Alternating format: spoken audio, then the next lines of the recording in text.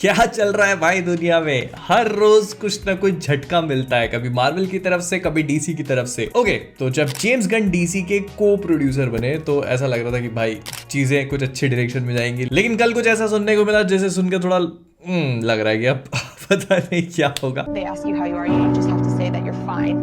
लेकिन फिर भी मेरे दिमाग में कुछ कुछ चीजें हैं तो एक एक करके बात करना शुरू करते हैं। तो बेसिकली खबर कुछ ऐसी है कि मतलब कंफर्मेशन नहीं है किसी भी चीज को लेकर, लेकिन खबर ऐसी सुनने को मिल रही है कि जेम्स गन और पीटर सैफरान जो डीसी के नए अन्नदाता बन चुके हैं, उन्होंने मिलकर ये डिसाइड किया है कि वो लोग सब कुछ कैंसिल कर रहे हैं। मतलब एकदम फुल ऑन रिबूट करके डीसी को नए सिरे से शुरू कर रहे हैं। और इस बात का कोई कंफर्मेशन नहीं है, लेकिन फिर भी इसकी कुछ कुछ थोड़ी बहुत हिंट्स मिलनी स्टार्ट हो गई है। सबसे पहले तो पैटी जेनकिंस ने जो वंडर वुमन 3 की स्क्रिप्ट इनको दी थी, तो उसे इन्होंने पूरी तरह से कैंसिल कर दिया, बोल के कि नहीं, हम नहीं काम करेंगे इस पे। फिर इसके बाद ये सुनने में आया कि ब्लैक एडम का जो सीक्वल है उसे लेकर इनके कोई प्लान्स नहीं है। मैन ऑफ स्टील 2 जिसे लेकर अंड बंड हाइप बन गई थी कुछ दिनों पहले, उसको भी इन लोगों ने ऐसा कर दिया कि नहीं, अब हम नहीं बना रहे हैं। फिर इसके बाद ये सुनने में आ रहा है कि एक्वामैन 2 जो है वो डीसी में जेसन मोमोआ की एज एक्वामैन लास्ट मूवी होगी, लेकिन उनको लेकर कुछ डिफरेंट प्लान्स है। तो एक एक करके हर चीज पे बात करना शुरू करते हैं।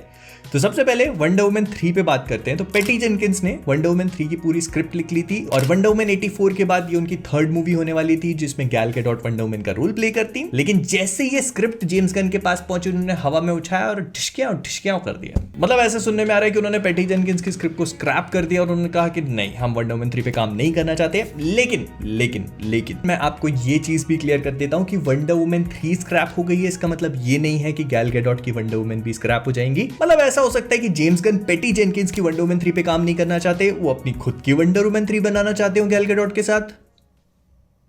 गलत हो गया। All I am trying to say is कि हो सकता है कि जेम्स गन के जो भी आगे डीसीयू को लेकर प्लान्स हों, उनके हिसाब से पैटी जेनकिंस ने जो वंडर वुमन 3 की स्क्रिप्ट लिखी थी वो फिट नहीं बैठती है, इसीलिए उन्होंने उस मूवी को स्क्रैप किया हो। लेकिन Gal Gadot as wonder woman सबको पसंद है, किसको पसंद नहीं होगी। इनफैक्ट इस रूमर के आने से एक दिन पहले ही वंडर वुमन मतलब गैल गैडोट ने शेयर किया था कि उनको वंडर वुमन बने हुए कितना टाइम हो गया और वो कितनी खुश हैं इस पूरी चीज से। मतलब वो सेलिब्रेट कर रही थी वंडर वुमन को, और उसी के अगले दिन हमें ये सुनने को मिले, तो ये थोड़ा सा अनबिलीवेबल है। इसको टेक्निकली एक बार सोच के देखो, अगर जेम्स गन ने पैटी जेनकिंस की स्क्रिप्ट को कैंसिल किया है तो वो एटलीस्ट 4-5 दिन पहले किया होगा, तब जाके हम तक ये बात पहुंची है। ऐसा तो हुआ नहीं होगा कि उन्होंने यहाँ पे कैंसिल किया और पैटी ने फोन करके पूरे गांव में बात फैला दी कि भाई मेरी स्क्रिप्ट कैंसिल कर दी है। तो कुछ दिन का मार्क होगा, और अगर ये चीज हुई है तो Gal Gadot also must have known कि उनकी वंडर वुमन 3 कैंसिल हो गई। तो फिर वो इस रूमर के आने से एक ही दिन पहले इस चीज को सेलिब्रेट क्यों करेंगी। इनफैक्ट उस पोस्ट पे जेम्स गन ने खुद लाइक भी किया है। तो unless and until James Gunn एक कोल्ड ब्लडेड लोगों के सपने पे खंजर मार करके पैर रख के उनको कुचलने वाले व्यक्ति ना हो, वो ऐसा नहीं करेंगे ना। फिर इसके बाद ब्लैक एडम 2 को लेकर प्लान्स हवा में हैं, तो इस चीज के बहुत ही ज्यादा ऑब्वियस रीजंस है। To be honest, Black Adam ने बहुत ज्यादा अच्छा बिजनेस नहीं किया। टेक्निकली ऐसा बोला जा रहा है कि 50-100 मिलियन का लॉस हुआ है मूवी को और एक फ्लॉप कंसिडर किया जा रहा है। हालांकि रॉक भैया इस चीज को लेकर बड़े कॉन्फिडेंट है और उन्होंने कहा कि भाई मैंने अपने फाइनेंशियल लोगों से बात करी तो मूवी ने 50-75 मिलियन का बिजनेस कर लिया, चिंता मत करो, प्रॉफिट है हमारे पास।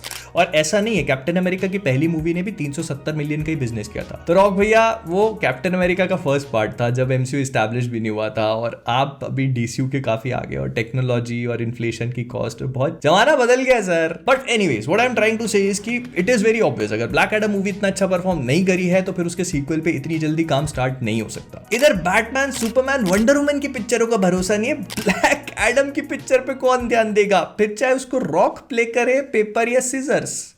You see what I did there? फिर इसके बाद हम लोग आते हैं एक्वामैन 2 पे। तो ऐसा सुनने में आ रहा है कि डीसी वाले अब जेसन मोमोआ को एक्वामैन 2 से हटा करके, मतलब थोड़ा बहुत रिबूट मार करके, और उसको लोबो बनाना चाहते हैं, विच आई डोंट नो कि कैसा आइडिया है। मतलब टू बी ऑनेस्ट, मुझे ऐसा लगता है कि जेसन मोमोआ का एक्वामैन जहां पर है वो परफेक्ट है। आई मीन मैं जेसन मोमोआ के एक्वामैन के साथ बहुत खुश था। I thought he was pretty badass, और एक्वामैन को ऐसा होना चाहिए, मतलब अगर कोई किंग है तो बैडएस किंग होना चाहिए। बट देखते हैं क्या होता है। बट इसके बाद ये भी सुनने में आ रहा है कि जो बैटमैन है, मतलब बेन एफ्लेक का बैटमैन है, वो भी गया। अब देखो, कुछ दिन पहले इस चीज को फिर से कवर किया था रोस्टवर्स में। अगर रोस्टवर्स नहीं देख रहे हो तो आप बहुत कुछ मिस कर रहे हो बाय द वे, तो एक बार देख लेना, पूरी प्लेलिस्ट की लिंक है ऊपर।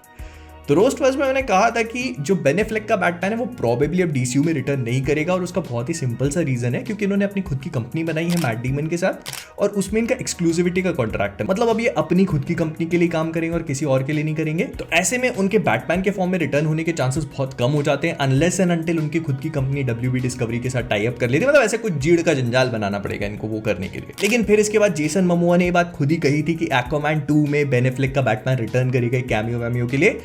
पर अभी फिर से एक्वामैन 2 की जो स्क्रीनिंग वगैरह हुई है तो उसमें लोगों ने कहा है कि बेन एफ्लेक का बैटमैन नहीं है। I mean, देखो चीजें बहुत कंफ्यूजिंग होती जा रही हैं, कहीं पे कोई लोग बोल रहे हैं, कहीं पे कोई लोग बोल रहे नहीं है। तो बस इस चीज को इतना समझ लो कि बेन एफ्लेक का जो बैटमैन है उसका फ्यूचर पहले से गड्ढे में था। तो ऐसे में हो सकता है कि जेम्स गन और डीसी के जो हेड हैं उन्होंने सोचा हो कि इस बंदे को इस मूवी में दिखा करके लोगों को कंफ्यूज करने का कोई पॉइंट नहीं है, तो अगर इस चीज को हम लोग काट सकते हैं तो प्रोबेबली काट देना चाहिए। I don't know, this is what I think. फिर इसके बाद आते हैं सबसे बड़े मुद्दे पे, जो है सुपरमैन। तो ऐसा सुनने में आ रहा है कि हेनरी कैविल का जो सुपरमैन है जिसने ब्लैक एडम में रिटर्न किया था, तो मैन ऑफ स्टील 2 को लेकर इन लोगों ने बहुत ही हेवीली काम करना शुरू कर दिया था। और ऐसा सुनने में आ रहा था कि डीसी वाले से लेकर बहुत एक्साइटेड है और काम बहुत आगे तक जा चुका है, लोगों को फाइनलाइज कर लिया है, स्क्रिप्ट पे काम शुरू हो चुका है। लेकिन अब सुनने में आ रहा है कि सब कुछ ड्रॉप कर दिया। मतलब ऐसा है कि ये लोग हेनरी कैविल के सुपरमैन को भी रिबूट करने का सोच रहे हैं। मतलब इन अ वे ये लोग डीसी का जो एक्सटेंडेड यूनिवर्स है उसको पूरी तरह से रिबूट करना चाहते हैं और नया सब कुछ लाना चाहते हैं। और ये सब चल ही रहा था, मेरा वीडियो ऑलमोस्ट बन के तैयार हो गया था, लेकिन तब ही जेम्स गन का स्टेटमेंट आ गया। तो जेम्स गन ने इस बात पे क्लैरिफिकेशन दिया कि आखिरकार क्या कुछ चल रहा है। उन्होंने कहा जो भी आप देख रहे हो सुन रहे हो उसमें से कुछ सच है, कुछ सच नहीं है, कुछ आधा सच है और कुछ तो हम लोगों ने खुद ही डिसाइड नहीं किया है कि सच है भी या नहीं। पीटर और वो जब डीसी स्टूडियोज में आए तो उन्हें पता था कि चीजें कैसी हैं। जो कहानियां वो बताना चाहते हैं उसे बताने के लिए एक अनअवॉइडेबल ट्रांजिशनल पीरियड होगा, मतलब एक ऐसा पीरियड जहां पर लोगों को चीजें पसंद नहीं आएंगी। लेकिन आखिर में उन्होंने ये डिसाइड किया कि जो इस ट्रांजिशनल पीरियड के ड्रॉबैक्स हैं वो उन अपॉर्चुनिटीज के कंपैरिजन में बहुत छोटे हैं, जिनका इस्तेमाल करके वो डीसी में जो भी काम किया है उसे रख सकते हैं और जो चीजें काम नहीं करी हैं उनको हटा सकते हैं। उन्होंने कहा कि वो जानते हैं कि वो हर एक इंसान को खुश नहीं कर सकते, लेकिन उन पे भरोसा रखो क्योंकि जो भी वो कर रहे हैं वो स्टोरी और उन डीसी कैरेक्टर्स के फेवर में जिनको हम हमेशा से पसंद करते आए। एंड इस पूरे स्टेटमेंट में एक लाइन बहुत ज्यादा इंपॉर्टेंट है जिस पे ध्यान देना चाहिए कि जो भी चीजें अभी तक डीसी में काम करी हैं वो उसी पे बिल्ड करेंगे